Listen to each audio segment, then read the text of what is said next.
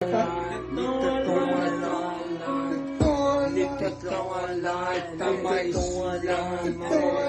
mère la met en cuillère, tu boiras soir. C'est comme mes fêtes, elle me pète toutes les fêtes sa cuillère. C'est quoi tu fais le gros, toutes mes gosses sont en arrière. C'est quoi tu fais t'es pas. Là y'en a pas, ça dérange pas.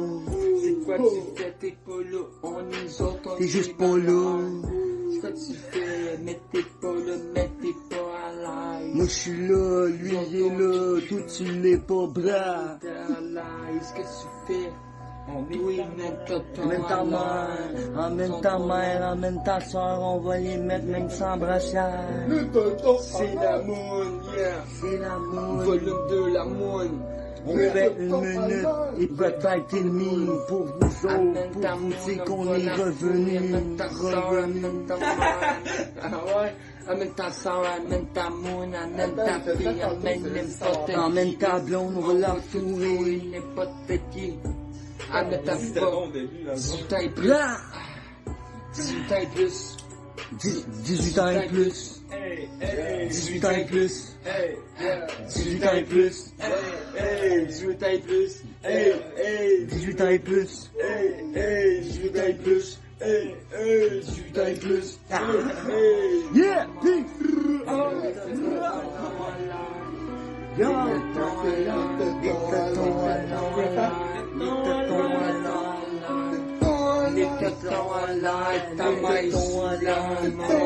Ta mère la met en cuillère, tu boiras soir. C'est comme mes fêtes, elle me pète toutes les fêtes sa cuillère. C'est quoi tu fais le gros, toutes mes gosses sont en arrière. C'est quoi tu fais t'es pas. Là y'en a pas, ça dérange pas. C'est quoi tu fais t'es pas là, on nous autres on T'es juste pas là. C'est quoi tu fais, mais t'es pas là, mais t'es pas à l'aise. Moi j'suis là, lui il est là, toi tu l'es pas bras. T'es à l'aise, qu'est-ce que tu fais? Oui, Emmène ta mère, emmène ta mère, emmène ta soeur, on va les mettre même sans brassière.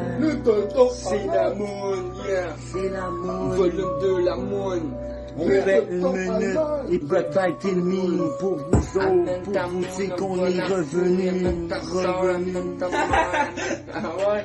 Amène ta soeur, amène ta moune, amène ta fille, amène n'importe qui. Emmène ta blonde, on va la fourrer. N'importe qui.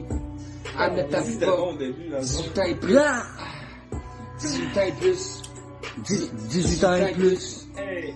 18 ans et plus. 18 ans et plus. 18 ans et plus. 18 ans et plus. 18 ans et plus. 18 ans et plus. 18 ans et plus. Yeah!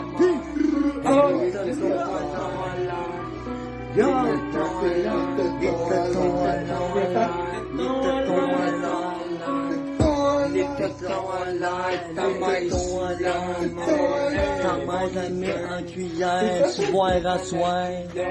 C'est comme mes fêtes, elle me pète toutes les fêtes sa cuillère. C'est quoi tu fais le gros, toutes mes gosses sont en arrière. C'est quoi tu fais t'es pas. Là y'en a pas, ça dérange pas.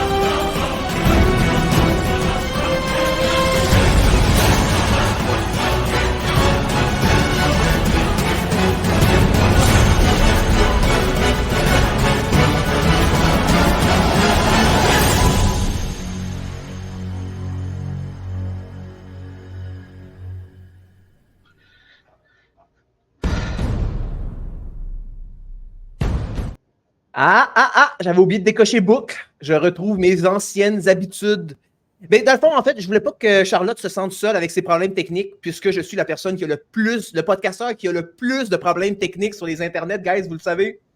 Bienvenue sur la Troll Academy. Donc, tout le monde, écoutez, on reprend le show. Le show qu'on devait faire avant que le Master Troll, comme Hercule, aille en enfer.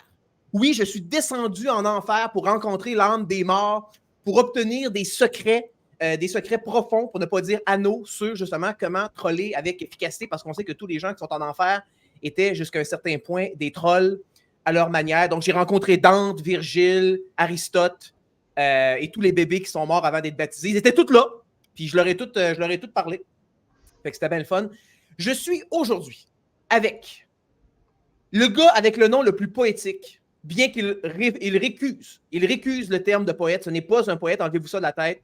Raphaël Zachary de Isara est de retour sur la Troll Academy et aujourd'hui, sa poésie, son verbe, sa gerbe sera foyée.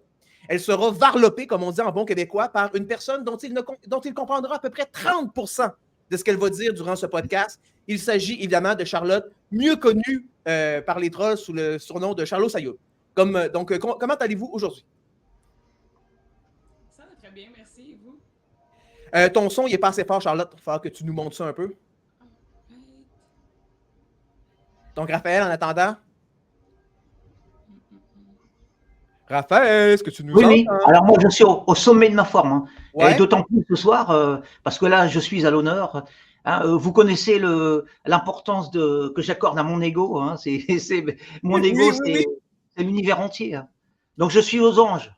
Ben écoute, moi, je suis impressionné, Raph, par ton énergie. Okay? Tous les podcasts que j'ai fait avec toi, chaque fois que je t'ai vu dans tes vidéos, à 57 ans, peut-être même 58 cette année, une énergie totalement inépuisable. Un être infatigable.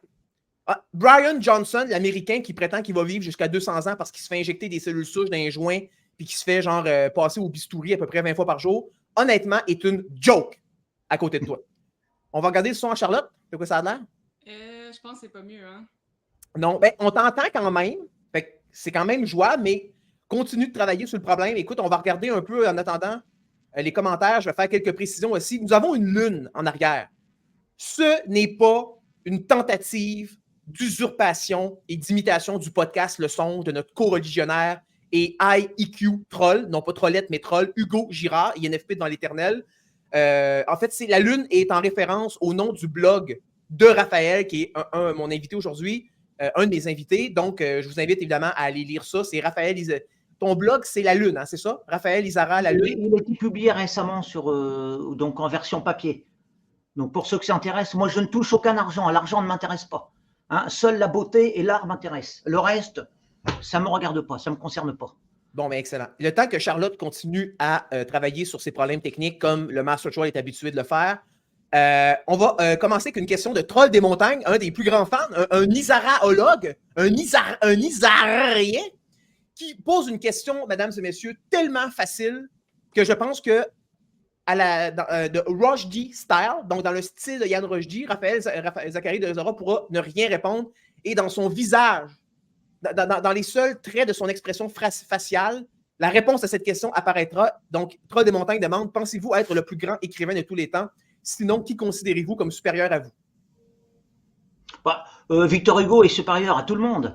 Et moi, je suis à la place où je dois être, tout simplement, ni plus ni moins. Je suis sur ce plan très lucide. Hein. Ma place, elle est là où elle doit être et ni plus ni moins. Voilà. On aime Isara, on déteste ou on est indifférent, mais moi, j'ai ma place dans la littérature. Hein. Je n'ai pas cette vacuité, cette vanité-là de me considérer comme supérieur. Ça veut dire quoi, supérieur? Déjà, ça veut dire on top. Durant l'acte sexuel, ça veut dire on top. Oui, mais non, je ne suis pas. Je suis, disons, dans mes hauteurs lunaires. Voilà, et c'est déjà pas mal, c'est déjà suffisant. Mais lunaire, attention, le plus grand intellectuel québécois qui sévit désormais chez vous en France, le Boc-Coq, Mathieu Bock-Côté, utilise le terme lunaire pour parler de gens qui sont dans le champ. Donc, il faut faire attention avec ce mot-là. Il a une sémantique à double tranchant. Juste avant qu'on poursuive, je posais la question également à Charlotte. Donc, en fait, Charlotte, je posais la question de façon plus modeste. qui pense-t-elle, qui selon elle serait le plus grand écrivain de tous les temps? Elle a le droit de répondre Raphaël Zacharie de Izara, évidemment, pour se mettre dans ses bonnes grâces. Et sinon, elle peut également répondre qui elle considère comme supérieur à Raphaël Zacharie de Izara. Tabarnak. Georges Brassens, devant l'éternel. Georges Brassens? Ah oui, comme le plus grand Oui, écrivain, le voyons chansonnier? donc. Ben voyons donc. Est-ce que vous connaissez Monsieur Izara? Oui, moi, Georges Brassens, c'était un excellent ciseleur de mots. Effectivement, moi, j'admire la technique imparable de Brassens. Et là, c'était vraiment un orfèvre en la matière. On dit que pour une chanson de quelques vers, de quelques strophes, il pouvait passer 100 pages de notes. Ça m'a été dit, mais ça, c'est des anecdotes à prendre avec des pincettes. Donc, juste avant qu'on aille dans le vif de notre sujet aujourd'hui, vous savez, comme je vous ai dit, on peut dériver tant qu'on veut. Il n'y a pas vraiment de sujet. Là. Le sujet est juste là pour la forme. On va juste se rattraper dans les commentaires vite, vite. Donc, on a Dave Broco, ici, dans le fond, qui est déjà sur ton cas, Charlotte. Il dit, il y a bien des chances que Charlotte choke à sûrement brosser encore. C'est pas fiable, ces jeunes-là. Ils savent qu'ils ont des engagements, puis ça se saoule la veille. Donc, Broco aime ça faire des fixations par rapport à certaines choses. Et là, écoute, par rapport à Charlotte, il est convaincu que tu es une alcoolique finie, puis que dans le fond, tu es toujours sa brosse, for some reason. Ben oui. Mon deuxième nom, c'est Robert Charlebois, c'est pas pour rien, ici. J'espère que ton nez va grossir un peu pour que tu puisses encore plus cadrer dans ton personnage. Ben oui, absolument. Ici, on a évidemment le pseudo ex-gay est désormais quarantenaire. Là, à chaque fois qu'on parle de Mike Capone, pseudo ex-gay, et il faut rajouter le superlatif quarantenaire, car il a atteint 40 ans le 17 juin 2024. Baiser une mère et sa fille en même temps est probablement l'un de mes plus grands fantasmes ever. Ici, on a Broco qui s'excite lui-même en disant « Est-ce que Charlotte pratique le Hawk Tua? » Raphaël, est-ce que tu as vu passer ce mime-là, le Hawk Tua? Non? Je ne sais pas du tout ce que c'est. Ça ne dit rien? Hey, ce gars-là est vierge. Il est vierge des internets. Est-ce que c'est pas merveilleux? Il n'est pas contaminé par toute la junk qui circule dans nos fils. Ah non, alors oui, le jargon internet, non, je suis quasiment hermétique. Hein.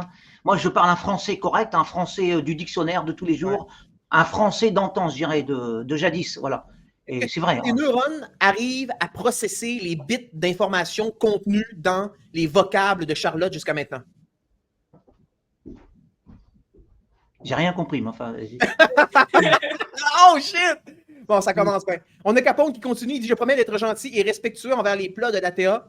Pour que Raphaël comprenne, plot est un terme québécois, je crois, dérogatoire, et ça fait référence à l'appareil génital féminin. Donc, c'est une manière de parler de l'appareil génital féminin de manière rabaissante. Donc, Capone essaie évidemment de soumettre Charlotte en pensant que si Charlotte est complètement... si Charlotte se sent pas humiliée, mais rabaissée aux yeux de Capone, elle va chercher à se requalifier. C'est la méthode de D.H. Lawrence pour se pogner des femmes. Bon, cela étant dit, Capone, don't be a simp.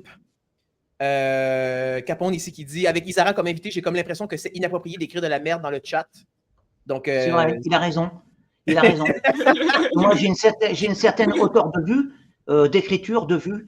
Et c'est vrai que parfois, pour faire plaisir à la galerie, je me prête au jeu, mais c'est vraiment c'est contre ma sensibilité personnelle.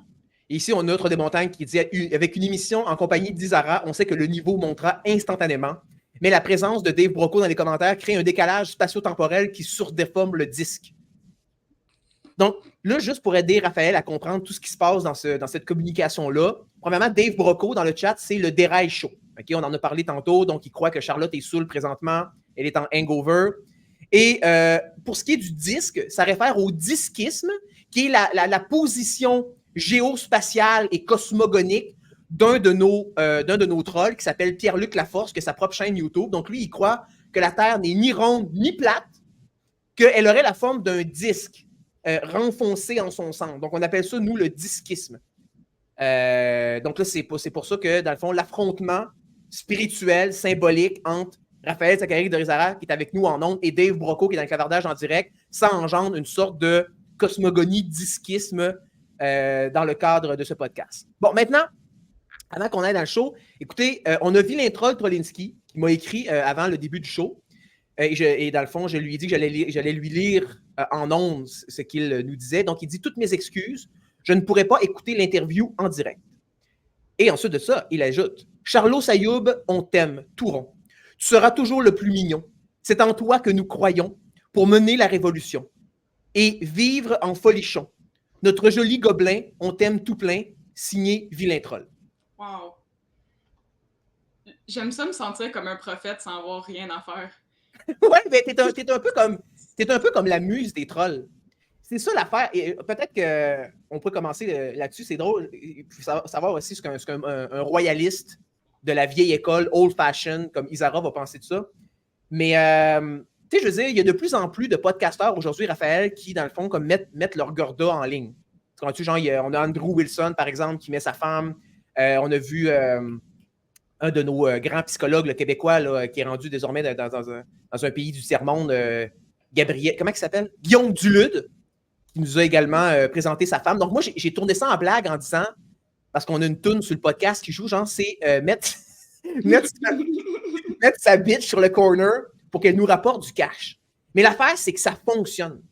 Puis tu sais, le fait d'avoir Charlotte aujourd'hui avec nous, ça nous amène des views. Ça permet de capter l'attention des mâles imbaisés et souvent même imbaisables qui sévissent sur les internets. Ils voient Charlotte, ils sont complètement hors d'eux-mêmes, ils sont excités, ils se peuvent plus, ils font « Wow! Ça m'a rien coûté en plus pour avoir accès à ça. » Fait que là, dans le fond, ils virent complètement fous puis ils ne savent plus se tenir. Mais ça, c'est à cause qu'il y a une statistique qui est sortie sur Internet qui nous dit que les hommes il y a une hausse d'à peu près 30% des hommes de moins de 30 ans qui sont vierges aujourd'hui. Donc là, Raphaël, qu'est-ce qu'on fait avec ça? Eh ben, je pense que c'est très bien de tirer avantage de ce fait-là. Vous savez, moi, c'est pareil, je ne me prive pas pour employer des lectrices avenantes pour justement attirer le plus d'auditeurs vers mes textes. C'est un moyen comme un autre, ça c'est vieux comme le monde. Tant qu'il n'y a pas de commerce, tant que c'est pas monnayé de manière vile, parce que moi je monnaie en immatériel, c'est-à-dire je récompense mes lectrices en termes de glorification de leur personne, quoi, et non pas en termes d'argent. Donc je pense que c'est louable, c'est honorable. Si c'est monnayé de cette manière-là, oui, pourquoi pas, bien sûr. Mais toi, c'est vrai en plus que tu es très respectueux de ta compagne. Tu ne la montes pas à l'écran, tu n'essaies pas de faire des views avec elle. Alors, non, je l'ai dit. Alors, quand même, je suis honnête avec vous, c'est tout simplement parce qu'elle ne veut pas. Elle l'a fait par le passé, mais elle ne souhaite plus. Elle n'a pas un ego aussi. Elle n'a pas un ego à alimenter comme le mien. Elle a un ego totalement effacé, comme beaucoup de femmes d'ailleurs. Et moi, je suis un monstre à côté d'elle, un monstre d'égocentrisme, et elle ne partage pas toutes ces valeurs-là, quoi. Donc, elle n'a pas cette bête à nourrir là. Moi, j'ai besoin de vraiment de nourrir ce lion féroce là qui réclame son dû en termes d'auditoire. Alors, évidemment, voilà. C'est comme si l'ego était quelque chose de féminin. L'ego est quelque chose de solide, de ferme, d'érectionné. C'est quelque chose de très viril et masculin et même de rejeté. Tandis que la féminité, dans le fond, s'exprime plus au travers de ce qu'on appelle la vanité. Vanitas, la vanité féminine. Oui, c'est plus diaphane, plus effacé. La femme est plus transparente. Elle est plus, vous savez, comme la clarté lunaire, quoi. Alors que l'homme est un soleil, l'homme est un astre radieux. Mais là, ça va être le temps d'inclure justement Charlotte dans la conversation pour montrer qu'on est des véritables gentlemen. Toi, Charlotte, là, qu'est-ce que ça te fait de savoir que les hommes de moins de 30 ans qui sont au paroxysme de leur sexualité ne fourrent plus? Est-ce que, dans le fond, tu es triste pour eux? Est-ce que ça te laisse complètement sans affect? Ben, c'est-à-dire que je les connais pas. Là. Fait que ça m'affecte pas plus que ça personnellement. Là. Mais il y a quelque chose d'intéressant d'analyser ça, d'analyser pourquoi, tu sais, aussi. Est-ce que c'est à cause d'Internet? Est-ce que la jeunesse est plus isolée? Moi, je trouve qu'il y a quelque chose d'intéressant là-dedans, puis il y a quelque chose d'intéressant à écouter les fameux incels au lieu de leur dire que c'est des hosties de caves, parce que c'est pas du tout ça qui va les aider. Oui, mais je trouve qu'il y a de quoi d'intéressant, puis non, personnellement, ça ne m'atteint pas vraiment, mais c'est intéressant. Mettons un homme qui t'approcherait pour te draguer, puis il dirait, tu sais, moi, je suis puceau, tu sais, je suis malheureusement né à la pire époque de tous les temps, blablabla, tu pourrais pas me dépanner. Non, effectivement, je pourrais pas. Okay. Bon guess.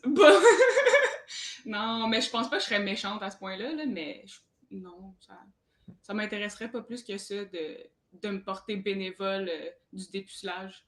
Bon, Ça parfait. va être correct.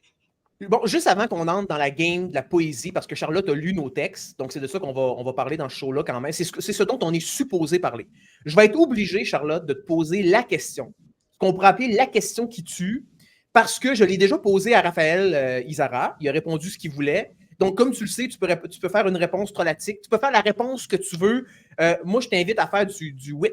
Je t'invite à faire une réponse, trollatique par rapport à ça. Mais c'est Mike Capone, évidemment, sans surprise, qui dit « Je parie que Troll Academy n'est pas game de demander... » Ah non, il a dit Izara. Je pensais il disait Charlotte. OK, fait que dans le fond, c'est probablement moi là, qui a un problème ici. Là.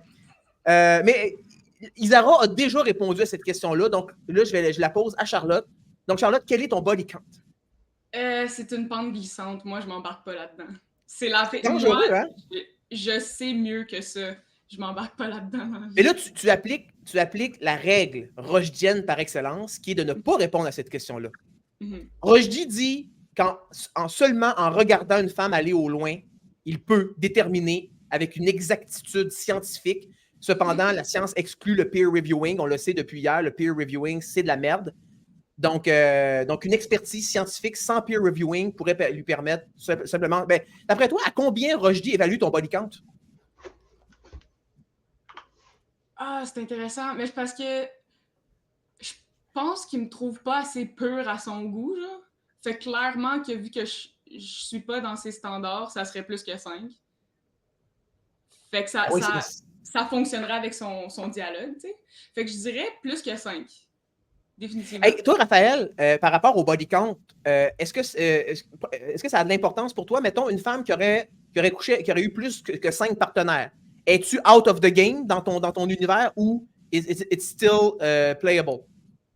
Alors, déjà, rappelez-moi ce que ça veut dire body count parce que j'ai oublié. C'est le nombre de partenaires sexuels qu'une personne a eu dans sa vie. D'accord. Moi, je suis de la vieille école. Hein, je préfère la femme vierge, naïve, la femme propre, hein, saine, qui se donne pour une unique personne, c'est-à-dire l'aimer de sa vie. Hein. Moi, j'apprécie je suis très possessif et j'aime je suis à l'ancienne, quoi, hein, de la vieille école. Mais là, il va falloir que tu déménages aux États-Unis parce que ça ne fait pas vraiment partie de la culture française, la virginité. C'est plus aux États-Unis avec les born again, là, puis les faux-folles. Oui, mais ça, je sais, mais c'est dans ma culture à moi. Je sais que ce n'est pas dans la culture de ce siècle, mais c'est de ma génération. Moi, je sais, je suis peut-être rétrograde, arriéré, mais c'est comme ça. Voilà. Moi, je suis un macho pur et dur et j'adopte les valeurs du machisme. Alors, le machisme, c'est quoi? C'est pas de frapper sa femme comme croient les féministes. Hein. Le machisme, eh bien, c'est la possessivité, l'autorité inaliénable du mâle sur la femelle. Bon, les anciennes valeurs, le patriarcat, quoi, tout simplement, bêtement. Hein. Hey, j'ai écouté une entrevue tantôt d'une Iranienne avec Denis Lévesque, qui est un podcasteur québécois, on va dire, fameux. Et dans le fond, elle disait qu'il lui demande quel a été le choc culturel lorsque vous avez quitté l'Iran pour venir habiter au Québec. Et elle répond du tac au tac, je me suis rendu compte que le patriarcat est plus fort au Québec qu'en Iran. J'étais comme... Bon, cela étant dit, je veux la réaction quand même de Charlotte là-dessus. Charlotte, est-ce que tu as envie... Non. Charlotte, qu'est-ce que tu penses de ça? Parce que c'est très en vogue sur Internet. Là. Raphaël, lui, c'est parce qu'il est d'un autre siècle. Mais tu sais qu'on sait avec les Andrew Wilson, les podcasts à la Whatever et compagnie, c'est très en vogue de dire qu'une femme doit obéir à son homme. C'est un meme présentement là, qui sévit dans les podcasts notamment américains. Qu'est-ce que tu penses de ça? T'obéis-tu à ton chum, toi? Ben là, obéir. C'est-à-dire que mon chum, c'est pas quelqu'un qui me contrôle. Là, fait que non, j'obéis. Ben, il n'y a pas à obéir. Là, ça n'a pas lieu d'être. Ben, obéir. Mais reconnais-tu sa majesté masculine? Est-ce que tu le vois comme un espèce de suprême autocrate? Est-ce que ses paroles coulent comme de l'hydromel? Non, parce que j'ai pas le choix d'avoir une pensée nuancée. Je peux pas idoler personne dans la vie parce que je vais me mentir à moi-même puis je vais vivre dans un monde d'illusions puis de paillettes. Fait que Puis pour moi, aimer quelqu'un pour vrai, c'est d'être capable de voir son côté le plus dégueulasse et de faire « je vais y aller quand même. J'aime ça pareil ». Fait que non, j'idole pas personne, j'idole pas mon chum, mais voilà, mon copain. Bon. Bon, intéressant. Écoute, là, Charlotte, tu as investigué de la grosse poésie, la poésie lévéquienne et la poésie isaresque. Donc, tu es allé fucking deep in the shit, comme un cochon dans son auge. Donc là, parle-nous de ce que tu as lu, de tes découvertes. Lâche-toi lousse. OK, ben d'un côté, je suis allée voir vos poèmes, Monsieur Desara. Puis, dites-moi si je me trompe, mais ce que j'ai tiré de ça, c'est que majoritairement, vos textes, c'est soit des coups de gueule, soit des contemplations. Est-ce que je me trompe? J'ai pas bien compris les questions. Si des coups de gueule et la contemplation. Oui, j'ai l'impression. J'ai l'impression que dans certains de vos textes, vous parlez, disons, de la Lune, comment vous percevez la Lune. Puis je le vois aussi dans plusieurs de vos vidéos sur YouTube. Vous portez une attention particulière aux petites choses qui seraient des plus banales pour le commun des mortels.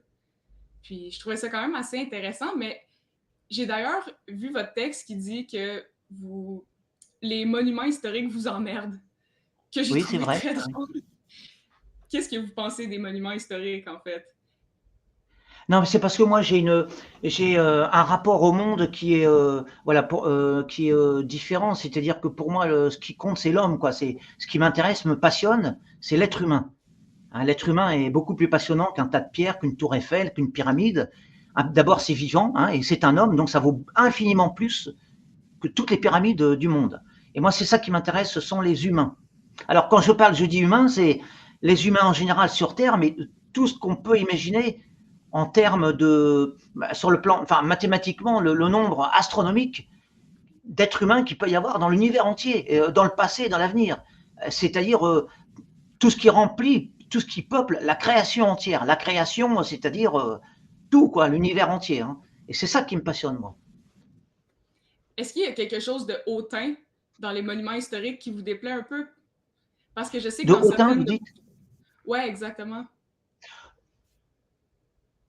Non, non, je vous dis, c'est juste un exemple très simple du quotidien. Moi, je préfère me promener dans une rue vivante où je vois les gens d'un pays vivre, hein, plutôt que de regarder leurs monuments statiques et puis immuables, et puis qui ne veulent plus rien dire, ils ne veulent plus rien dire aujourd'hui, quoi. Moi, je suis beaucoup plus touché par une population humaine qui vit, qui s'agite, voilà, qui va à ses occupations quotidiennes. C'est bien plus authentique et plus passionnant que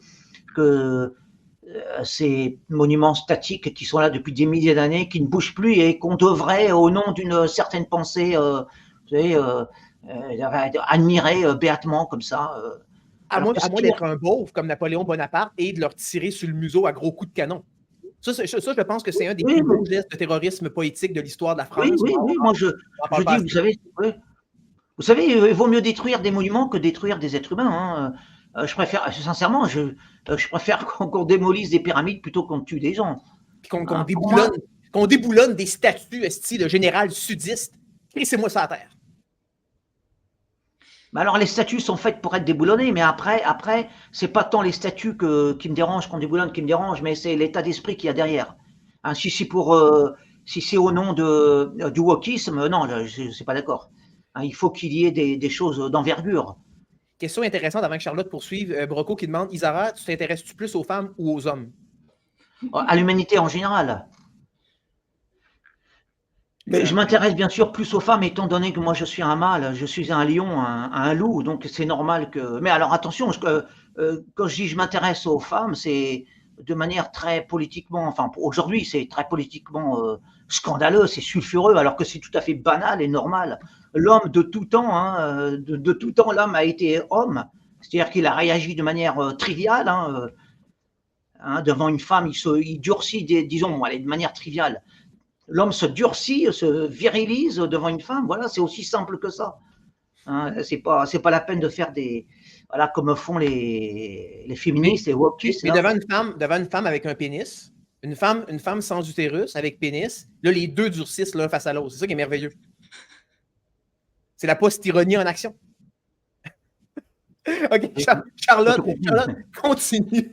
Reprends la bride. Ben d'ailleurs, je me demandais, parce que j'ai fait un petit tour sur votre chaîne YouTube, puis je vois que souvent, vous vous promenez, vous commentez un peu tout ce que vous voyez, même les petites choses qui peuvent paraître des plus banales. Est-ce que c'est une philosophie qu'on vous a appris ou c'est quelque chose que vous vous êtes appris à vous-même? Non, non, pas du tout. Je suis comme vous tous, comme tous les êtres humains. Je ne me laisse pas suggestionner par les médias, par les hommes politiques, etc. Ce qui m'intéresse fondamentalement, c'est pas ce qui se passe en Ukraine, c'est pas les grandes questions que se posent les hommes politiques ou le féminisme ou le wokisme. Ce qui m'intéresse, c'est ce qui est directement accessible, voilà, à mon niveau, tout simplement, à hauteur de mes pieds, à hauteur de ma vue personnelle. Toutes les grands idéaux politiques et tout ça, on nous l'impose en fait. Mais un être humain simple, authentique, normal, est préoccupé par les carottes de son potager, voilà, par la météo qui se passe au-dessus de son toit, et ça va guère plus loin que l'horizon visuel, tout simplement. Et après, s'il veut s'intéresser à des choses qui dépassent son horizon personnel, ben, c'est à lui d'y aller. Mais il n'a pas à se laisser suggestionner par les médias, par l'air du temps. Voilà, parce que la plupart des gens, ben, la preuve, hein, vous avez vu, le monde entier s'est foutu un masque sur la face, suggestionné par le courant ambiant. Vous savez, ils étaient rares, hein, les gens comme moi. Quelques millions sur Terre à refuser de porter le masque. Quelques millions sur 8 milliards d'habitants, c'est très peu. Hein. Alors j'estime que l'humanité en général est stupide et bête. Ça me donne le goût pour troller Isara qui aurait écrit un pastiche de Rimbaud, ou qui dit avoir écrit un pastiche de Rimbaud. Ça me donne le goût parce que ce que tu as dit, Raphaël, ça m'a évoqué un des poèmes les plus célèbres de Rimbaud qui est inspiré par un poème de Victor Hugo, hein, meilleur écrivain qu'Isara, Dixit Isara lui-même, qui était le poème, je crois, qu'il a écrit après la mort de sa fille. Okay? Donc, il était clairement émotionné à ce moment-là, comme les gens après la mort de George Floyd. Comme une certaine race, devrais-je dire, après la mort de George Floyd, parce qu'on n'était pas tous émotionnés nécessairement. Donc, il dit, c'est le poème Sensation, un de ses premiers. Par les soirs bleus d'été, j'irai dans les sentiers, picoté par les blés, fouler l'herbe menue. Rêveur, j'en sentirai la fraîcheur à mes pieds. Je laisserai le vent baigner ma tête nue. Je ne parlerai pas, je ne penserai rien. Mais l'amour infini me montera dans l'âme et j'irai loin, bien loin, comme un bohémien, par la nature, heureux, comme avec une Gerda. Mais je trouve que c'est un poème qui est très simple dans son champ lexical, mais je l'ai toujours aimé parce que c'est un poème vrai. On peut, tu sais, je veux dire, moi j'ai une campagne, puis on peut vraiment imaginer le poète qui se promène dans les champs, puis qui est là, qui est présent, qui est vraiment dans l'instant présent, tu sais. Fait que, en tout cas, je trouvais que ça illustrait bien ton propos. Avez-vous l'impression que c'est une valeur plus française? Parce que j'ai des grands-parents français, puis ils m'ont vraiment comme inculqué ça un peu, d'observer les petites choses, d'être comme attentif des petites choses banales. Est-ce que vous, en France, c'est quelque chose que vous remarquez chez les gens qui font ça? Excusez-moi, j'ai mal entendu parce que le son était assez bas. Hein. Est-ce que c'est typique aux Français de prendre le temps d'admirer les petites choses, un peu comme vous le faites? Pour répondre à votre question que j'ai à moitié comprise, comment j'ai oublié votre nom l'évêque, monsieur l'évêque. Il est écrit! Il est écrit dans sa fenêtre. Voilà, c'est vrai. Pour moi, la poésie, c'est avant tout la simplicité, hein, la proximité. Parce que vous savez, les poètes qui décollent trop de terre, qui s'égarent trop facilement dans les hauteurs intellectualisantes, et ça, ils se coupent de la vraie poésie, quoi. Là, c'est une grosse erreur pour moi de l'auteur littéraire, hein, alors que c'est trop cérébralisé, intellectualisé, il se coupe de l'essentiel. Hein, et là, on n'est plus dans la poésie, on est dans le narcissisme nombrilistique, on est dans la masturbation intellectuelle, et puis on est dans la fausseté, quoi. Hein. Et là, Raph, fais attention, là. Toi, t'es clairement un sentimental, puis t'es avec 2 intellos présentement, là. Charlotte, elle a un profil MBTI de mec, en général. Les hommes sont plus prévalents dans son profil. On est deux thinkers. Donc, nous, en fait, comme disait Trois des Montagnes dans le show tantôt, nous, on est plus des gens de concepts, d'abstraction. Qu'est-ce que t'en penses, Charlotte? Non, je pense que c'est vrai. Je pense que c'est absolument vrai. Fait que toi, contrairement à Raphaël, là, qu'est-ce qui te fait vibrer? Parce que évidemment, tu es attaché à la poésie, à la littérature. Tu voudrais peut-être même étudier là-dedans, si je me souviens bien. Donc, qu'est-ce qui t'attire? Justement, comme c'est quoi les composantes, c'est quoi les dimensions, les aspects de la littérature qui t'attirent? Parce que je devine que ça ne sera sûrement pas les mêmes que Ralphie, là. Ben, de base, la raison pour laquelle j'ai décidé de me lancer là-dedans, je me suis demandé, en fait, qu'est-ce que je préférais faire quand j'étais petite? Qu'est-ce qui me passionnait quand j'étais petite? Puis je sais que quand j'étais très jeune, j'ai toujours... Je voulais apprendre à écrire. Je voulais apprendre à lire et à écrire très tôt. Puis enfant unique l'oblige, il fallait bien que je me crée des histoires, sinon comme ça pouvait être plate des fois, là.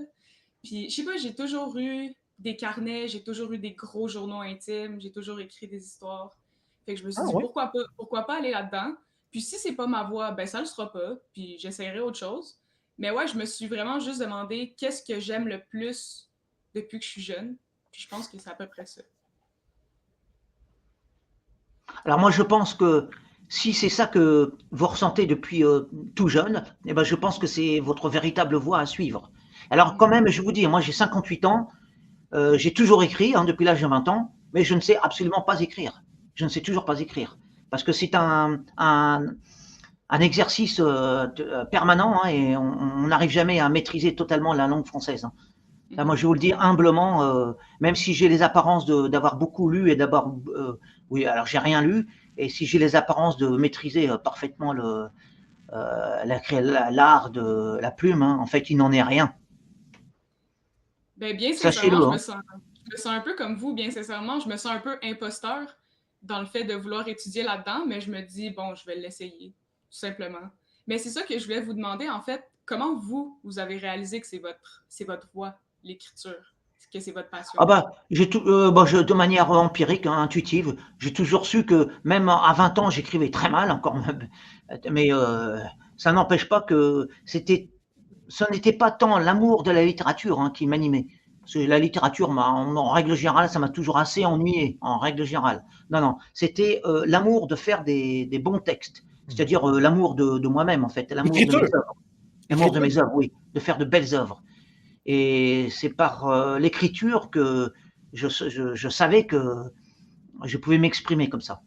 Mais il m'a fallu beaucoup de temps. Hein, et pour parvenir encore à un niveau médiocre, que moi j'estime médiocre. On a une question de Troll des Montagnes ici qui est un peu corollaire à ce qui se dit. Donc, est-ce que votre famille aristocrate a influencé vos capacités d'écrivain? C'est sûr qu'il y a eu un moule, enfin un aristocrate, disons. Bon, on avait plutôt l'esprit aristocratique, bon, c'est pas vraiment. Enfin bref, il y avait un moule, oui. Il y avait des prédispositions culturelles, intellectuelles, artistiques pour ça, oui, c'est vrai. Charlotte, elle pourrait prendre la particulier. Là, si savoir en littérature comme Isidore Ducasse, qui est devenu le comte de Lautréamont, Charlotte pourrait devenir la comtesse de Sayoub. Non, il faudrait que je me trouve un nom. Ouais, toi, Charlotte, tu veux-tu opérer sous ton vrai nom ou tu serais du genre à te prendre un pseudonyme? Moi, j'ai toujours trouvé ça absolument parfaitement aristocrate et génial et à la fois révolté et beau, le fait de prendre un pseudonyme en littérature. Ben, j'aimerais bien aussi. Ouais, j'aimerais bien ça.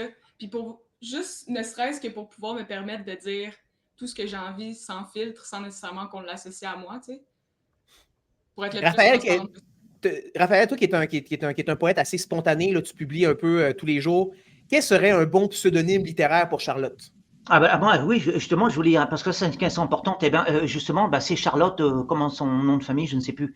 Non, il ne faut pas avoir de complexe de pseudonyme. Moi, je n'ai jamais pris de pseudonyme. Bon, il se trouve que mon nom est en même temps. Oui. Raphaël Zachary de Luzara, j'ai pas pris de pseudonyme. T'aurais pris quoi, genre je suis bien né. Bon, non, mais non. Moi, je déconseille fortement. Vous savez, c'est comme les chapeaux. Hein. C'est pas parce que vous mettez un grand chapeau que vous êtes pour autant un bon auteur, un bon écrivain. Non, il ne faut pas jouer. Je pense qu'il faut rester authentique, il faut rester soi-même. Si vous vous appelez Marcel Dupont et que vous pondez des œuvres d'or, quoi, de belles œuvres, eh bien, n'ayez pas honte de votre nom. Mais qu'est-ce que tu penses du troll de Romain Gary, qui a gagné le Goncourt une première fois sous son nom réel, Romain Gary, et là, ensuite de ça, pour troller justement l'univers peut-être plus haut que le trou de la littérature françoise, il s'est fait un pseudonyme, Émile Ajar, et alors que c'est pourtant interdit, dans les règles du concours. Il a gagné le prix une seconde fois, le prix le plus prestigieux. Oui, eh bien, c'est ce que je dis j'ai déjà abordé ça, d'ailleurs, à travers le Fort Rimbaud, d'ailleurs. J'ai abordé ce problème en littérature qui n'est pas que réservé à la littérature, c'est qu'il y a une certaine imposture. Hein, vous mettez voilà, de beaux lustrages, un beau nom, un bel emballage, et puis ça passe. Vous voyez, la médiocrité peut passer, ou alors inversement, vous pouvez bloquer un chef-d'œuvre à cause de l'emballage. Si vous êtes mal habillé, c'est comme le Petit Prince, c'est pareil. Si vous dites des vérités avec une cravate ou alors habillé en guenille, la portée de la vérité ne sera pas la même. Dans les esprits faibles. Mais chez les esprits forts, ça n'aurait aucune incidence. Moi, j'ai comme l'impression que, et là, je vais faire une blague ENTP complètement gratuite, puis genre vraiment, là, pas rapport, OK? Le Petit Prince, c'est la suite que Machiavel a écrit à son magnum opus, Le Prince, après avoir passé une nuit dans la même couche que le chanteur de Queens. Excusez-moi. Ça me tentait de faire ce joke-là. Cela étant dit, comment il s'appelle le chanteur de Queens? Je voulais dire son nom au lieu de dire le chanteur de Queens, j'ai oublié. Freddie Mercury. Oui, c'est ça. Il est mort du sida, évidemment. C'est un gay comme un pinson, le gars. Cela étant dit, Charlotte, je te laisse poursuivre. Ouais, moi, je me demandais, Monsieur Izara, dans le fond, j'ai lu votre texte « Le poison de la passion ». Puis je voulais savoir, qu'est-ce que vous reprochez à la passion? Ne trouvez-vous pas que c'est un moteur de créativité non négligeable? Non, alors, le thème de mon texte, c'est le fait que l'on galvaude les mots, qu'on met la passion à toutes les sauces, ça veut tout dire et rien dire. C'est comme, vous savez, le mot sympa, c'est un mot passe-partout qui veut tout dire et rien dire. Et c'est pareil, la passion, c'est comme le romantisme. On le met à toutes les sauces, on le galvaude, et puis il perd de sa force, hein, de sa puissance. Et voilà, non, pour moi, la passion, c'est quelque chose de létal. Comment? Anthropique? Je ne sais pas. L'entropie, c'est la seconde loi de la thermodynamique, c'est-à-dire qu'on pourrait dire tout ce qui montre descend, Ah oui. Et tout ce qui, dans le fond, amalgame énormément d'énergie va finir par éventuellement se dilater et en perdre. Non, c'est pas ça, c'est le mauvais usage qu'on en fait, tout simplement. Voilà. Pour moi, c'est un terme voilà, qui ne veut rien dire. D'ailleurs, la passion, c'est plutôt funeste pour moi. Hein. La passion, c'est quelque chose de plutôt sinistre. Hein, les fruits de la passion sont plutôt amers. Hein, donc, non, moi, je suis quelqu'un qui préfère la stabilité vous savez, de la lumière azurée, poétique et de la lumière bleue. Hein, nous sommes dans les hauteurs, là, un peu plus statiques, moins. Il y a moins de zarathustriennes? Les hauteurs zarathustriennes? On sait que Zarathustra plane sur les tragédies et les comédies de la vie. Au-dessus des passions, au-dessus des agitations, des basses agitations humaines, animales, bestiales. Ça, c'est la poésie, c'est le monde de la poésie. Hein. C'est le calme lunaire à la surface de la lune, le silence éternel, et puis la rêverie supérieure. Hein. J'ai un petit commentaire là-dessus, puis après ça, je vais avoir une question trolatique pour vous. Moi, j'en suis venu avec le temps à préférer le terme de dépassionné.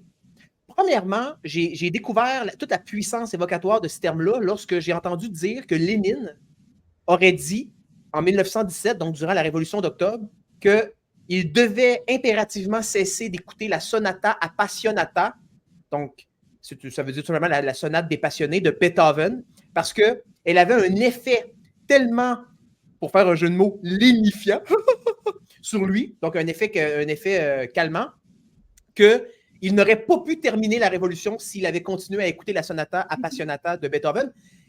Et je ne sais pas si vous vous souvenez, mais dans le feud qui a opposé Alain Soral à Dieudonné Bala, là, ils se sont réconciliés, je pense, de ce que j'ai vu. Mais on sait que Dieudonné avait fait une vidéo dans laquelle il se moquait que Soral, on lui avait en fait enlevé sa ceinture quand il avait passé une nuit en prison. Puis Soral, il disait quasiment qu'il avait été violé. Puis c'était fucking gayish comme vidéo, là. Et Soral avait tout simplement répondu sur son site Égalité et Réconciliation par un texte qui s'intitulait « Réponse dépassionnée à Dieudonné ». Puis tu sais, c'est une réponse très sobre, très stoïque, très, très virile, très, très contenue, très maîtrisée. Puis j'étais comme « Wow! » Tu sais, le terme « dépassionné », loin d'être négatif, est un terme en réalité qui exprime la virtuosité et la force. sais, la passion, c'est comme quand tu veux cranker une tondeuse. Tu sais, c'est bien pour se starter. C'est comme prendre 5 mg de créatine monohydrate avant d'aller s'entraîner. Mais après ça, genre, tu as besoin de concentration, de focus. Et une question que je voulais vous poser, parce que je me la suis posée avec des amis dernièrement, je trouvais ça drôle, en référence justement à la passion et tout. Je vous mets en situation. C'est une expérience de pensée. Mesdames et messieurs, c'est la fin des temps. OK? C'est la fin des temps. Une tsar bomba a explosé quelque part sur la planète. Il va y avoir une sorte d'hiver nucléaire sur l'Occident. Donc, il nous reste en moyenne quelques heures à vivre. Qu'est-ce que vous faites? Et je vous invite à répondre à tour de rôle. Comment est-ce que vous employez ces dernières heures-là de votre vie? Alors moi, je ne ferai pas des choses légères. Hein. Vous savez, je me préparerai tout simplement à ma fin, hein, avec le moins de bassesse possible. Donc, contrairement aux Pompéiens qu'on a retrouvés dans ses cendres en train de se masturber, toi, dans le fond, tu ne penserais pas à ça. Là. Ah, je n'étais pas au courant de ça. Oui, on a retrouvé un Pompéien, donc il faut avoir le cœur, préservé par une couche de cendre dans les décombres, et clairement, il était en train de se masturber. Oui, il faut avoir le cœur pour ça, hein, parce que la proximité, on parle de Eros et de Nécro. Pour moi, ça n'est pas du tout compatible. Parfaitement incompatible. C'est une forme de perversité pour moi. Imaginez ça, vous crossez furieusement, OK, alors que des torrents de lave s'en viennent vers vous. Ça, pour moi, c'est de la passion poétique. Ça, là, ça mériterait un poème, ça, une scène comme ça. Et ça, c'est le genre de poème que moi, j'aime écrire. Je sais que c'est un thème anti-poétique dans un certain sens. C'est pas la vie, la mort, l'amour, blablabla, la souffrance. C'est genre un Pompéien en train de se crosser devant un tsunami de lave qui s'en vient vers lui, mais ça, pour moi, ça fait un bon poème. Oui, c'est un écho, mais décuplé en dimension, hein, du volcan qui crache le feu. Voilà. C'est une réponse un peu minable de l'individu, de l'homme qui essaye d'imiter le volcan. On pourrait dire ça aussi. Hein. Dans un dernier souffle poétique. Mais se crosser, c'est quand même c'est analgésique, c'est anxiolytique. Donc peut-être que ça l'a mis dans une certaine félicité. Un peu comme Aldous Huxley, auteur du Meilleur des mondes, qui, sachant la fin inéluctable puisqu'il avait un cancer métastasé, a demandé à sa femme de lui injecter une dose absolument monstrueuse de LSD. Saviez-vous ça? Donc, il se sentait agonisant. Il a dit à sa femme, il a dit, injecte-moi une dose de LSD qui aurait pu envoyer un éléphant comme Cyrano de Bergerac sur la Lune. Là. Mais bref, j'aimerais entendre la réponse de Charlotte. Donc, comment Charlotte emploierait ses dernières heures? Moi, j'irais de l'ordre du Pompéen. Désolée si c'est immoral, mais je baiserais le plus possible. C'est les dernières secondes de ma vie, esti, je vais faire de quoi d'agréable. Oh, mais là, mettons que ton chum, lui, il veut absolument aller voir sa maman, parce qu'on sait que les hommes aujourd'hui, dans toutes les réalités que j'écoute, les gars dans les entrevues, c'est tout le temps « Oh, ma mère, la personne la plus importante de ma vie, ma mère, j'aime tellement ma mère. » Donc là, mettons que ton chum, lui, écoute, il fait « Fuck off, Charlotte, moi, je m'en vais voir ma mère. » Là, dans le fond, vas-tu coucher avec des gars qui ont des zéros de body count? Ces hommes-là, dans le fond, c'est leur dernière chance de se mettre. Ben, bien sincèrement, ça m'étonnerait qu'ils veuillent faire ça. Ah ouais? Ça m'étonnerait. Ah ouais. Tu as choisi un bon gars, là, parce qu'on s'entend que les gars qui sont dans les jupons de leur mère, là, tabarnak, c'est un turn-off, esti. Non, exactement. Fait que ça m'étonnerait que ça arriverait. Fait que je garderais la même réponse. Bon, réaction furtive de Raphaël Zachary de Zara au fait que Charlotte nous a avoué que durant ses dernières heures sur Terre, elle en profiterait pour s'envoyer en l'air copieusement. Oui, chacun répond selon sa sensibilité, selon ce qu'il croit pouvoir, comment réagir en fait. Hein. Parce que vous savez, on dit ça, mais en réalité, on réagit pas nécessairement selon ce qu'on prétend. Hein. Ici, on a Mike Capone qui dit « Calice, moi j'essaie de faire mouiller Charlotte, mais plus que... » Mais Capone, il faudrait que tu déclenches une apocalypse si tu veux vraiment la faire mouiller. Maintenant, t'as la martingale, t'as la solution. Mais plus Isara parle, plus elle s'assèche.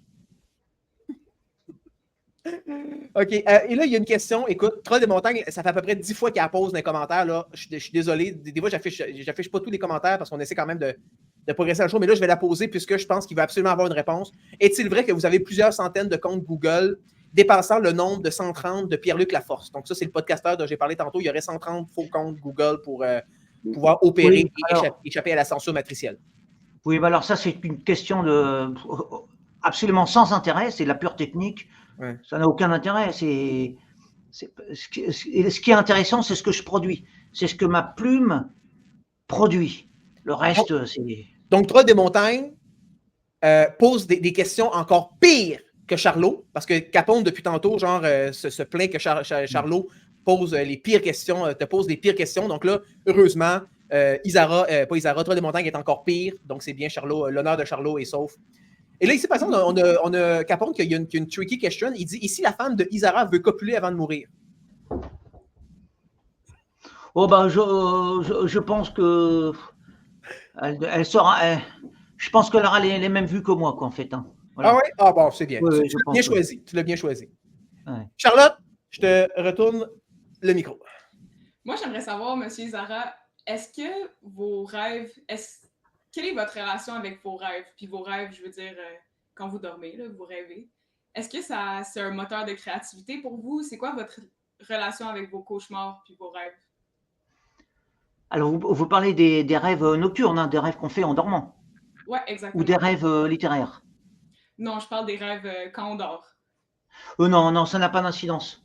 Les seuls rêves qui pourraient avoir une incidence sur ce que j'écris, ce seraient des rêves alors prophétiques, des rêves, ce qu'on appelle des songes, c'est-à-dire des rêves où il y a des messages venant de je ne sais où, de l'au-delà. Oui, là, mais les rêves simples, non. Ça n'a pas d'incidence. Êtes-vous de ceux qui pensent que les rêves peuvent transmettre des messages de l'inconscient? Oui, bien sûr. Oui, ça, j'y crois beaucoup, oui. Je pense que ce n'est pas une question de croyance. Je pense que ça a été démontré jusqu'à un certain point. On a tous plus ou moins l'expérience de ce genre de phénomène-là, au moins une fois dans notre vie. Mais sinon, hors de ça, vos rêves, vos cauchemars, ça vous inspire pas plus que ça? J'ai pas compris la fin de la question. Parlez plus fort. Et sinon, vos rêves, vos cauchemars, ça vous inspire pas plus que ça, côté créatif? Non, parce que je trouve que parler de ses rêves, c'est complètement sans intérêt. Hein. Ce qui est intéressant, c'est ce que l'esprit construit.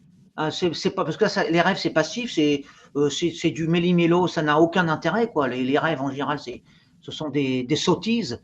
Et moi, ce qui m'intéresse, c'est de construire des histoires, des récits, peu importe, et avec une chute, avec une morale, voilà, des choses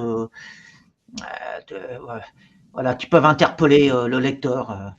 C'est ça qui est intéressant, c'est la création. Hein. Ben, c'est le trollage. Ça vient du terme anglais trolling, qui veut dire, ça fait référence à la pêche à la ligne. Donc, effectivement, avec la poésie, comme dans le trolling, on va à la pêche. On essaie de capter l'attention d'un certain audimat. Oui. Non, parce que, pour en revenir au rêve, parce qu'on est dans l'inconscient, vous savez, moi, tout ce qui est freudien, enfin, toutes les choses psychanalytiques, pour moi, ça ne vaut rien, c'est du blabla, c'est du verbiage et ça n'a strictement aucun intérêt. Ce qui est intéressant, c'est ce que l'homme produit par sa volonté, par son art, voilà, par la puissance créatrice de sa pensée. C'est ça qui est intéressant. C'est pas les choses inconscientes là, de suffragettes, vous savez, de femmes décervelées. Hein. Non, mais c'est ça qui. Moi, je sais que la littérature féminine, c'est beaucoup de ça, de la psychologie, des rêves, des interprétations voilà, du sous-Marie-Claire, quoi, en fait. Hein. Mais ce qui est le fun, c'est qu'à l'inverse, les psychanalystes se foutent des poètes également. Je ne sais pas si tu savais que, dans le fond, Sigmund Freud avait reçu. En fait, Louis-Ferdinand Céline avait envoyé son livre, son magnum opus, Voyage au bout de la nuit, pour être psychanalysé. Donc, lui, il le faisait de façon self-trolatique. Il voulait que Freud se mette le nez là-dedans. Et Freud a refusé de lire son livre en disant « J'ai déjà lu ça 100 fois, tu ne m'impressionnes pas, tes bébites, garde-les pour toi, fuck off ». Donc, j'avais quand même trouvé que c'était très viril de la part de Freud d'avoir fait cette réponse. Oui, d'accord, oui. Parce qu'aujourd'hui, en fait, c'est que la psychanalyse est utilisée de façon sauvage pour justement chasser les bébites des personnes. Tu comprends-tu, genre? C'est ce qu'on appelle psychanalyser quelqu'un, c'est comme psychologiser ou rationaliser. C'est un terme péjoratif.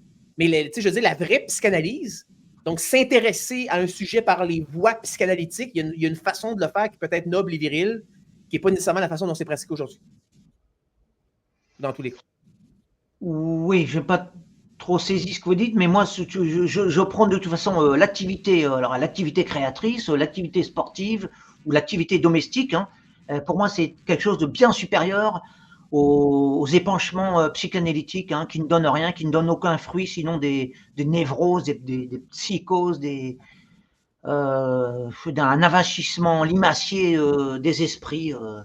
Voilà, c'est les gens qui n'ont du temps et de l'argent à perdre qui s'adonnent à ce genre de vacuité. Hein. Bon, Charlotte? Ben, je vous demandais ça en fait parce que dernièrement, j'ai fait un rêve. Puis en fait, dernièrement, j'ai commencé à écrire plus du gore, plus du ultra-violent, on va dire, parce que je trouve que c'est totalement à l'opposé de ce que je projette. Puis j'ai fait un rêve qui serait considéré comme un cauchemar. J'ai rêvé, en fait, j'ai vu une pyramide, il y a une silhouette qui a tombé de la pyramide, le corps s'est affaissé devant moi et un jet de sang m'a comme retombé dans les yeux et j'ai trouvé ça absolument magnifique.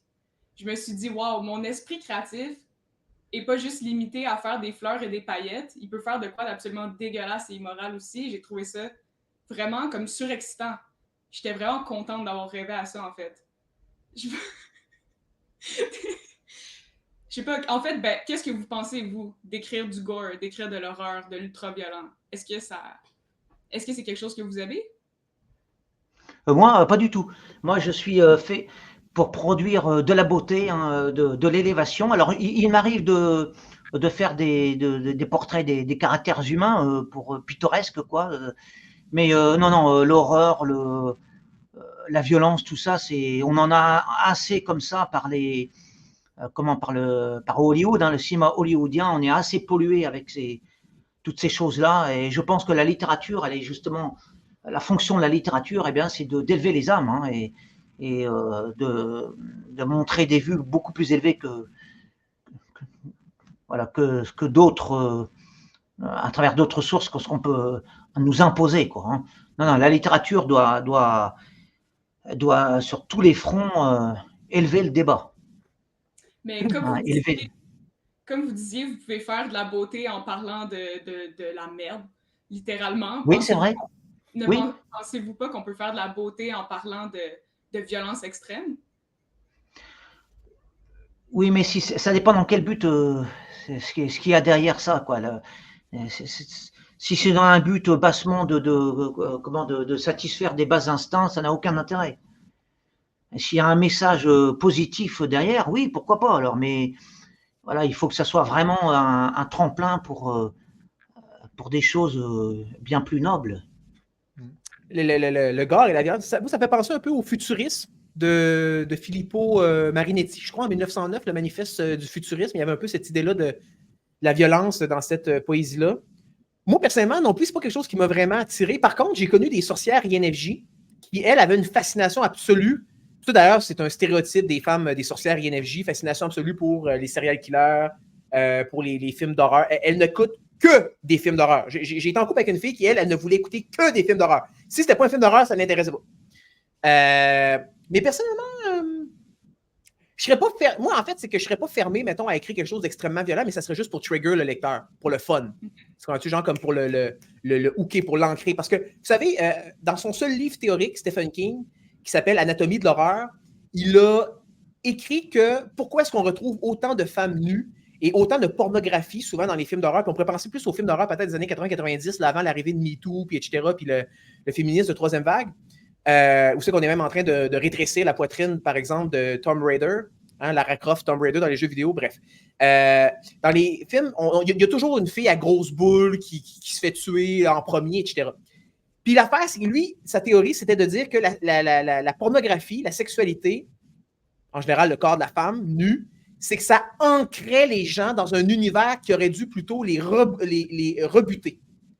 Donc, si l'horreur est présentée uniquement sous la forme d'une horreur sèche, monolithique, les gens, dans le fond, comme pourraient avoir une sorte de réaction de vomitive, une réaction de rejet, de dégoût. Donc, on met des filles tout nues à l'écran dans les films d'horreur pour hooker, évidemment, les hommes et, bien entendu, les femmes qui se vantent tous aujourd'hui d'être bisexuelles, trisexuelles, pansexuelles.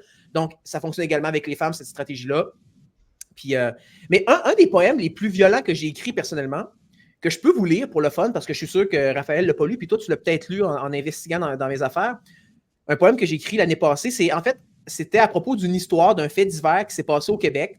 Donc, il y a un dude qui a foncé avec son autobus scolaire dans une garderie. Okay? Donc, je répète, un dude, probablement en psychose, on ne sait pas trop encore à ce jour, il a tout simplement décidé de foncer avec un bus scolaire dans une garderie. Et moi, j'ai écrit un poème là-dessus. Okay? Amorphe, et là, vous me direz si vous trouvez ça gore. Amorphe en les débris fumants de sa machine. L'âme de Pierre, parce que le gars s'appelle Pierre Saint-Amand, garçon soldat devenu fou, n'était alors plus l'otage de sa poitrine, mais celle de son bus dans le jardin d'enfants. La carlingue étroite serrait telle une chape. Elle puait le soufre et l'air salin de ses larmes. La même entend la chambre des pleurs du pape. Saint était l'amant de Dieu, l'égal d'Abraham. Était-il le Samsa de la métamorphose? L'infanticide d'un charron qui rame à rebours sur une mer dont la tristesse est la nécrose, qui rabat son âme dans son ancien Darfour? Les cris d'Exantippe affolés l'indifféraient.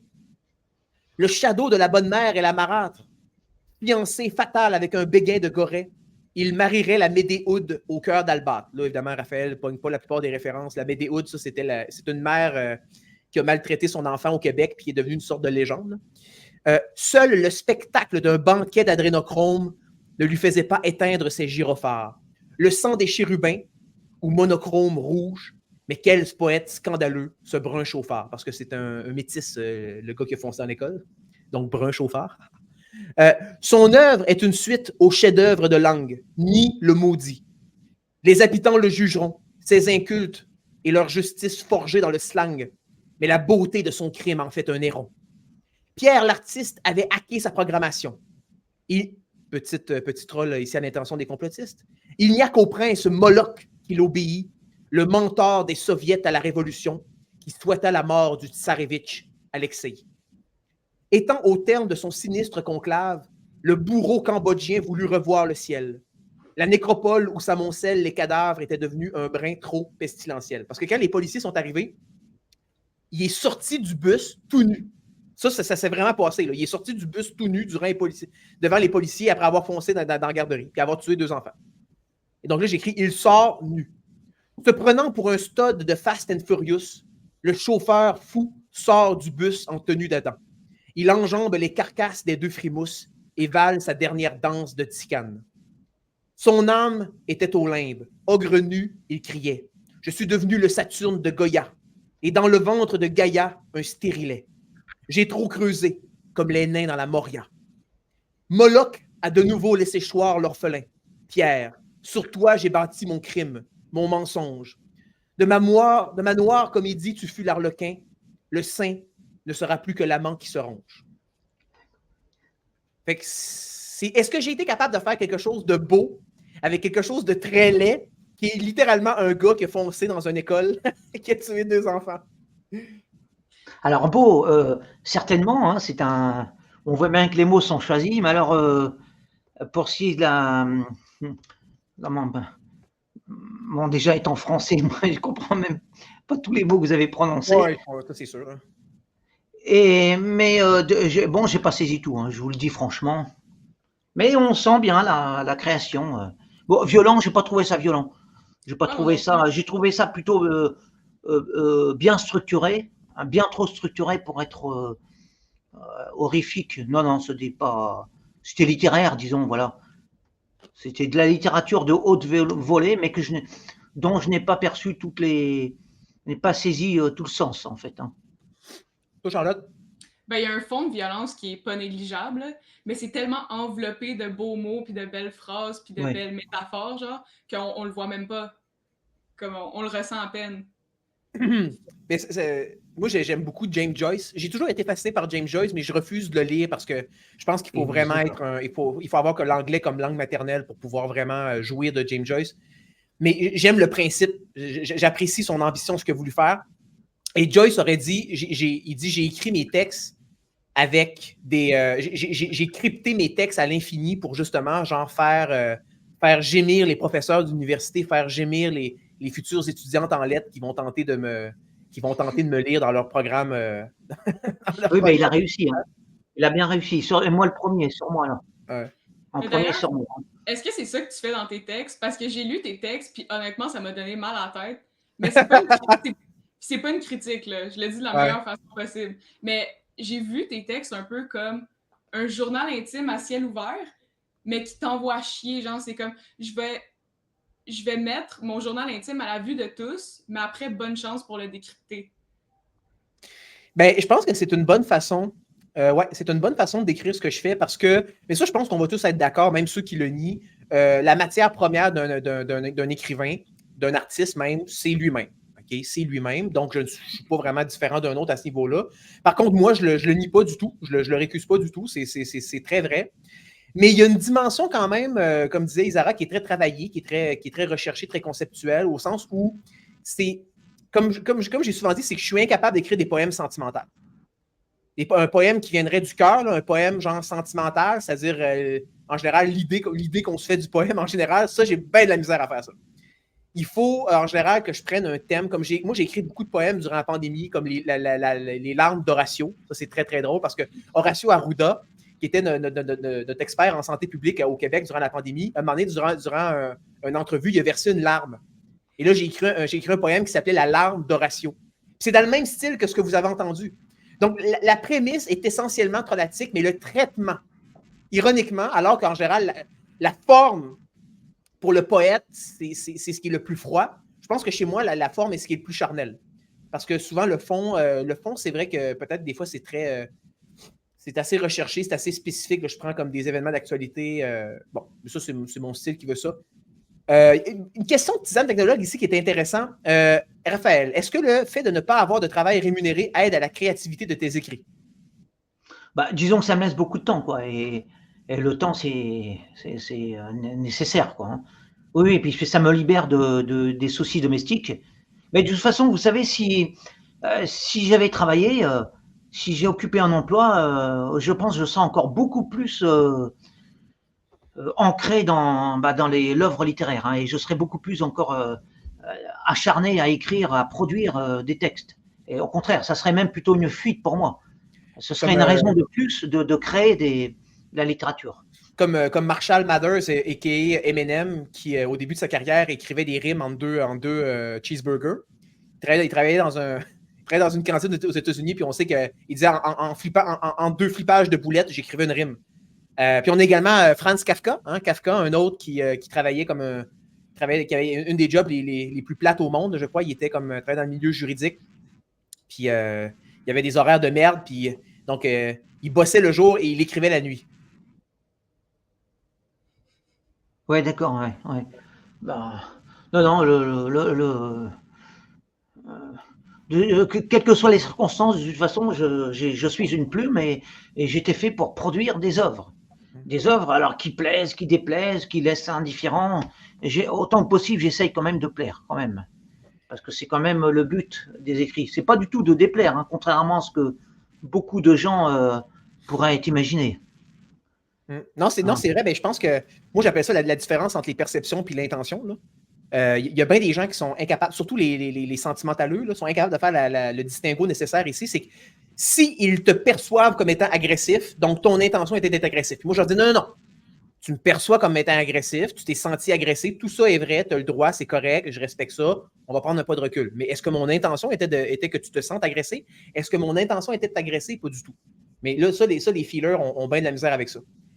Ici, on a Capone qui dit « J'ai l'impression que Isara est sur le bord de craquer sous la pression de mon trolling. » Pas du tout, c'est que, enfin oui, peut-être, parce qu'il est 19h06 et je vous ai dit que j'arrêtais à 19h pile. J'aurais voulu que nous consacrions plus de temps et d'énergie à la littérature, à la isarienne, la vôtre. Et bon, on a un peu débordé sur des sujets triviaux. Hein, c'est dommage parce que moi, je n'étais pas là pour ça, quoi. Ouais. Mais cela dit, je suis satisfait de ce show, comme on dit, hein, de ce spectacle que j'espère que j'ai pu enfin, j'ai pu satisfaire mon auditoire. Hein. Oui, mais c'est ça l'univers mental de la Tour Académie. Là, c'est plate. Écoute, c'est plate qu'on soit sur le bord de se quitter parce que Yann Rogy, le Dark Paladin himself, vient de rejoindre avec l'avantage en direct et il nous dit Charlotte n'a pas dormi ou elle est sur les benzos. Hey, Yann, j'ai une question pour toi parce que tantôt, j'ai demandé à Charlotte, j'ai dit selon toi, à combien évalue Yann Rochdy ton body count? Parce qu'on sait que, Yann, tu peux évaluer le body count d'une femme simplement en la regardant. Donc là, je te pose la question en direct. Selon toi, quel est le body count de Charlotte? Et s'il te plaît, donne-nous une petite explication, ça nous intéresse, vu que tu es un INTJ, on veut le processus réflexif en arrière de ton body count Carl. Et moi, je dirais en terminant, Charlotte, ta meilleure question. Okay? Raphaël est insatisfait de ta livraison ou de notre, je vais m'inclure, on ne l'a pas assez travaillé poétiquement, on n'a pas été assez, on ne l'a pas assez brossé, on ne l'a pas assez comme Hulk Loki, hein, d'un bord puis de l'autre dans Avengers 1.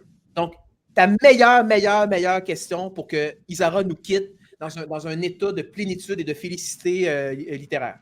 Il faut me flatter, hein. J'adore la flagornerie. Hein. Est-ce que tu mets de la pression, mon gars? Avez-vous envie de nous décrire un peu de quoi parle votre nouvel ouvrage qui s'appelle La Lune? Avec plaisir, mais en même temps, comme je dis, je suis très mauvais vendeur. Hein. Voilà, c'est un recueil de vos textes, c'est pas moi qui suis, moi je m'occupe pas de ça, je n'y connais rien. C'est un de mes admirateurs qui croit en moi, qui croit en ma plume et qui a décidé de publier mes œuvres d'ailleurs je m'en flatte, hein, parmi des grands auteurs classiques. Donc c'est plutôt flatteur pour moi. Et bon, puis après il faut commander ça, mais là la partie commerce, je suis en dehors de ça. Et je ne touche rien, je précise. Hein. Quand est-ce que Isara va rentrer dans la Pléiade? Bon, moi je pense que, non, honnêtement, Charlotte, je suis désolé. Tu n'as pas livré la marchandise. Moi, je suis insatisfait également de cette question-là. On est deux. Raphaël et moi, on est complètement insatisfaits. On débande. On va le dire de façon métaphorique. Nous sommes absolument détumescents présentement. On va demander l'aide dans les commentaires de nos chers trolls. Donc, guys, en terminant, vous avez droit à une question chacun. Et Raphaël doit nous quitter. Donc, votre meilleur... Parce que là, vous êtes tous insatisfaits de Charlotte présentement. C'est pas grave. Charlotte va revenir. Elle va refaire ses gammes. Elle va, comme Manon Sta, d'ailleurs, dont je ne devrais pas prononcer le nom, elle sera de retour. Mais là, votre meilleure question pour Raphaël en terminant, et là, juste avant, je vais quand même afficher un troll de Mike Capone que je trouve très drôle. Est-ce que ce sera le coup de grâce pour Raphaël? En terminant, on aimerait voir l'historique de porno de la femme de Isara. Donc, l'historique de navigation sur Internet, sur les sites porno de votre femme. Eh bien, je vais répondre à cette question. Moi, je vais vous dire que je l'ai déjà dit d'ailleurs, que moi, j'ai un don particulier, c'est de pouvoir lire dans l'œil de l'auteur, hein, de pouvoir lire la qualité d'un écrivain ou d'un postulant à l'écriture. Et je peux vous dire que Charlotte, dans son regard, j'ai pu lire que elle était faite pour l'œuvre littéraire. Ah. Et après, c'est une question de technique. Après, c'est à elle de maîtriser la technique. Mais je pense qu'elle est accessible à cette élection-là. Oh, et attention, je suis sincère. Hein, je peux dire en regardant, par exemple, chez Houellebecq, chez Nab, chez Soral, je peux dire si c'est un authentique auteur ou alors en devenir, ou voilà, s'il est médiocre, il a raté son coup, etc. Ben merci, bon. C'est très apprécié. Moi, je pense que, parce que vous savez, ça ce sont des choses intuitives, hein, que l'on capte. Moi, je suis en général quasiment insensible. Ma sensibilité est très tournée vers moi-même ou alors vers des choses très, très ciblées. Et je suis sensible à peu de choses, mais à des choses, ce genre de choses-là. En général, je suis les soucis des autres, les problèmes des autres ne m'intéressent quasiment pas. Et... Charlotte, est-ce que tu as plus l'impression que Raphaël est ton Rodin ou qu'il est ton Angélil? Je suis un simple indicateur, moi. C'est un regard indicateur. Définitivement pas Angélil parce que j'ai pas l'âge pour, puis je pense pas qu'il va me pimper. Mais. Le groomer même. Mais non, exact. Mais. Ouais, mais non, mais j'apprécie, sans même avoir lu mes textes, peut-être que vous dégueuleriez. J'ai pas besoin de lire vos textes, je regarde je lis dans vos yeux. Hey, Et ben là, attention, attends, wow. Hey, on veut que Oui. Charlotte nous lise un passage de ses textes en terminant. Oui, Charlotte va nous lire, elle va se reprendre. Elle a une chance. Elle a une, Non, elle a une chance attention. absolument majeure ici de se reprendre et de tous nous flabbergaster Mais en nous lisant un passage de son texte. je n'ai pas prétendu qu'elle produisait de bonnes choses. J'ai dit qu'elle était apte. Elle était apte. Elle avait quand même, Et elle qui a a dit, le vous regard de savez, l'emploi. c'est toute une vie d'écrire. C'est un engagement d'une vie entière. Et à la fin de votre vie, jusqu'à 100 ans, vous estimez que vous ne savez toujours pas écrire. Mais je pense qu'elle est accessible à ces hauteurs-là. Bon. Donc là, on n'aura pas Mais le la temps de dire volonté, quelque chose, parce que ouais. là, je veux dire, il faut quand même que cette acclamation, cette série de compliments puisse être backée par un petit morceau à se mettre sous la dent. Mais pendant que Charlotte retrouve son sou, là, pendant que Charlotte crank up son ego, son ego isarien, on va lire les dernières questions des gens dans les commentaires. En passant, Yann Rochdy n'a toujours pas tenté de guesser le body count de Charlotte. Je suis très, très, très déçu. C'est rare que Yann sous-performe, mais là, on a un problème. Yann, je veux un fucking number, OK? Tu vas crisser, tu vas écrire, tu vas pianoter un number dans ce foutu clavardage-là en direct, mon esti. Ici, on a Capone qui dit « Charlotte, montre-moi tes tétons pour compenser ta performance merdique. » Charlotte, parce que tu es INTP, tu es capable d'en prendre, là, tu as la distance trollatique pour. Qu'est-ce que tu penses du style de trollage de Capone? Il manque un petit côté original. Moi, j'aimerais le côté trollatique est là. Il faudrait juste un petit soupçon d'originalité pour que ça soit délicieux. Mais là, c'est pas encore délicieux. C'est comme une petite soupe Lipton. Là. Ça se mange, mais ça va. Puis tu sais, Capone, c'est un high IQ en plus. C'est quelqu'un qui a énormément de potentiel, mais il décide de troller comme Broco. Broco a le QI pour faire le genre de trolling qu'il fait. Broco est congruent, il est en phase avec lui-même, il est égal à lui-même. Mais Capone pourrait faire mieux que ça, mais en même temps, le fait qu'il pourrait faire mieux que ça, mais qu'il décide quand même de troller de façon brocolesque, je pense que c'est là son génie. Bon, question pour Isara. Ma question, quel est l'auteur le plus surcoté selon vous? Oh, bah, certainement, ouais, je dirais, l'auteur. Je vais dire Alexandre Jardin, surcoté, mais enfin, est-ce que c'est un auteur, véritablement? Vous savez, je ne suis pas du tout lecteur. Hein. Moi, je ne connais que des choses, je ne connais ce monde-là que superficiellement. Hein. Je ne plonge pas dans les livres, moi. Hein. Ben moi, là, Raph, puis peut-être même Charlotte, voulez-vous que je vous surprenne? Voulez-vous que je fasse mal à vos allégeances poétiques? Oui, allez-y. Voilà un auteur, à mes yeux, à moi, là, c'est très subjectif, on s'entend, là, c'est pas... Victor Hugo. Victor Hugo, il y a des fulgurances, attention, là. Je veux dire, c'est un très, très, très grand versificateur. Je veux dire, le gars avait ça dans le sang, là. Il n'y a aucun doute là-dessus. Je ne dis pas que c'était un mauvais poète en termes au niveau, on va dire, professionnel de la chose. Il connaissait son art, mais je trouve ça très souvent soporifique.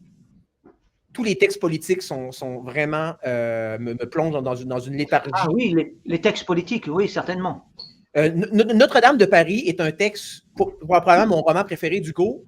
Pour moi, l'idée de ce roman-là est absolument géniale, mais putain qu'il y a des chapitres en trop. D'ailleurs, on sait que Hugo a réécrit son propre livre parce qu'il trouvait ça pas assez long. Et donc, c'était pour son ego. Le livre était trop petit, donc il a introduit des chapitres. Et là, attention, Isara sur le point d'être triggered. Il a surajouté des chapitres sur l'architecture de la France au Moyen-Âge juste pour donner du coffre à son bouquin.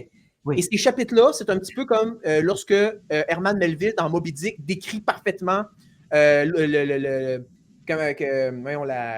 tu pêches un cachalot, là, la baleine, il y a des chapitres là, interminables et épouvantablement platoniques de Moby Dick, où c'est qu'il décrit en détail comment les pêcheurs s'y prennent pour ouvrir le cachalot, puis blablabla.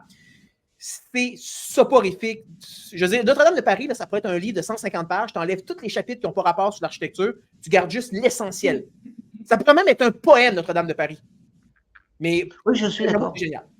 La description des toits de Paris, alors qui passe pour un chef-d'œuvre de poésie. Hein. Et en fait, c'était extrêmement soporifique.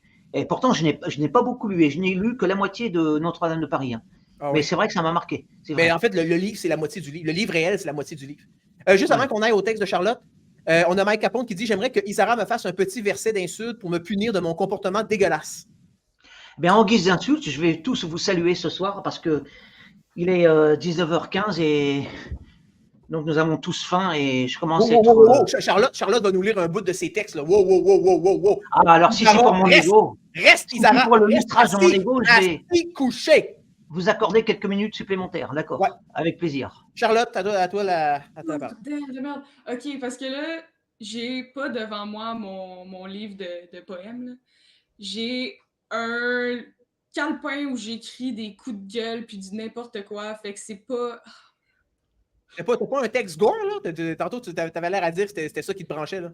Ouais, mais c'est un. Comment dire? C'est pas travaillé. C'est pas très travaillé. C'est un premier jet. Okay. C'est une histoire. Ça dure 3 pages, tu sais. Ouais. C'est pas sur moi. Prenons ça en compte, guys. Ce n'est pas la forme aboutie. Mais non, je j'ai un coup de gueule, puis j'ai pas la prétention de dire que c'est très original, pas du tout. Moi, quand j'ai de la rage à sortir, généralement, je suis pas très original dans mes textes. Mais j'avais envie de faire un texte sur la honte. Puis c'est pas du tout original parce que toutes les phrases commencent par ça commence toutes par la honte est. Ce qui est pas très original, on va pas se mentir. Ben je peux vous en lire quelques-uns. Vas-y. OK.